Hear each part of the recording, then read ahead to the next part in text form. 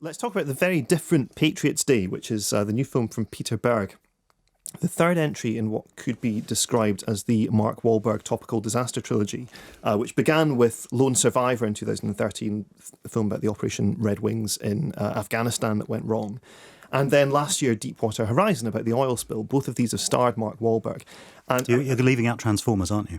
well, that's not Peter Berg. That's Michael Bay, I of see. course. Okay. Peter Berg did make this Michael Bay-like film when he did Battleship. It kind of felt like, he was straying into that territory. But now he kind of has this strange thing that nobody else really does, and it's like taking these real life kind of potentially stirring, patriotic, even jingoistic events, and portraying them with more complexity than other filmmakers might do. And actually, Deepwater Horizon did this very well. You expect this kind of big macho Mark Wahlberg running around a burning oil rig film. And instead, it kind of takes this real-life disaster and it makes sense of it and it makes it thrilling, but you don't feel like it's exploiting it or co-opting it for some political purpose or something. It's kind of doing justice to it. That said, I came to Patriots Day very worried. I mean, it seems almost like this fiasco in waiting. You have it's based on the Boston Marathon bombings of 2013. Mark Wahlberg plays a Boston police detective called Tommy Saunders, the most Boston police detective name imaginable. I mean, I can't do a Boston accent very well. Maybe you could oblige us with how Tommy Saunders sounds in that kind of accent.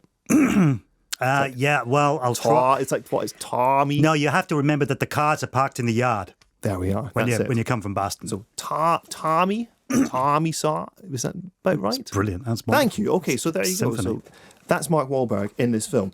He is this police detective who keeps finding himself in these opportune situations throughout the bombing itself and the subsequent manhunt to find the culprits. And it kind of seems like he's almost, when you read about the film, it's almost as if he's single-handedly solving the Boston bombing.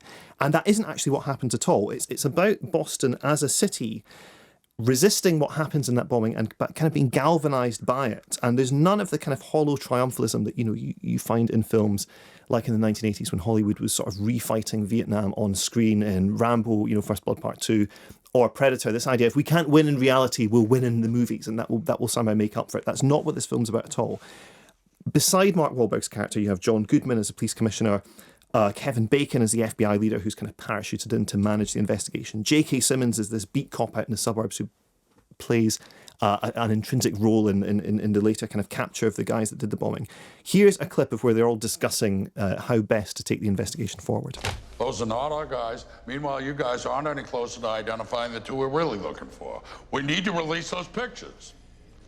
If we release the photos now, we have zero control. If we overplay our hand, we may force these guys to react. Gentlemen, if I may, right now, Boston's working against us. Yeah, that's normal. You got a murder, no one rats. We don't got that problem. Because in this city, when it comes to terrorism, everybody wants to talk. Look, you got a lot of people talking, but they're talking about the wrong people. You release the photos of our guys, sit back and listen, trust me. You gotta start letting Boston work for us, I'm telling you. I understand, Boston, but I can't just snap my fingers. This decision goes all the way up to the Attorney General. Then give me his number. I'll call him right now. This is my city, Rick. Release the goddamn pictures. Did you get that, Rick? Yeah. I got that loud and clear. So this is it. It's compromise and it's argument and it's conflict. I sound like Ryan Gosling in La La Land here. That's how deeply this film has got into me. Anyway, it's this idea. Weirdly, sing it, Robbie, sing it. The film it reminded me of was this police procedural that Fritz Lang made back in the 1930s called M, where you have this child killer on the loose in Weimar, Berlin. And the whole city, first of all law enforcement, but then later also the criminal underworld as well, has to unite in order to come together and catch these guys. And that's kind of what Patriots Day is doing. It's saying that there's something peculiar about the Boston character. Like Mark Wahlberg's talking about, listen to the city. The city will help if you engage with them in the right way. And that's kind of what happens. The only conspicuous outsiders, the people who don't have that Boston character, are, of course, the bombers. You have Jahar Sarnev, who's played by Alex Wolff, who's kind of this feckless, indolent slacker who's sitting around his apartment all day. And there's his brother Tamerlan as well. And then Melissa Benoist plays Tamerlan's wife, Catherine. She's Supergirl in the TV series now and is very much not a Supergirl here. This is the one point at which the film kind of, for the most part, it's very scrupulously in line with what actually happened. Apart from Mark Wahlberg's character being a composite of probably around 100 police officers who helped out during the first response and what came next. It makes sure, John Goodman is playing a real person, Kevin Bacon is playing a real person, and the way in which they react is pretty much in line with the historical record. But the film kind of comes down very hardly against Tamerlane's wife, Catherine, in a way that is maybe it's not taking liberties, but it's making a decision about where her loyalties lay that isn't necessarily reflected. But I think in the context of the film, it works and it's justified. And it gives you a kind of a really nice pushback moment towards the end. The part that I found most interesting was, we know how the story was resolved from the news, and we know how the story began, obviously, but it's the bit in between where the brothers are on the run in Boston, and there's a carjacking sequence, which is just a really well-staged piece of cinema. It's well acted. It's faithful to what happened, I think, even down to the nature of the conversations they have in the car. One of the first things that Jahar says when he gets in, they steal this guy's car at gunpoint, this young Chinese student. And they say, has this thing got an iPod, Doc? This is the kind of concerns at the forefront of their mind. He's a lay about his brother's this conspiracy nut. And it's this idea that the not belonging is what's driving them to do these insane things, rather than perhaps anything else, some kind of, properly thought through religious dogma or anything like that. So that stuff all really works.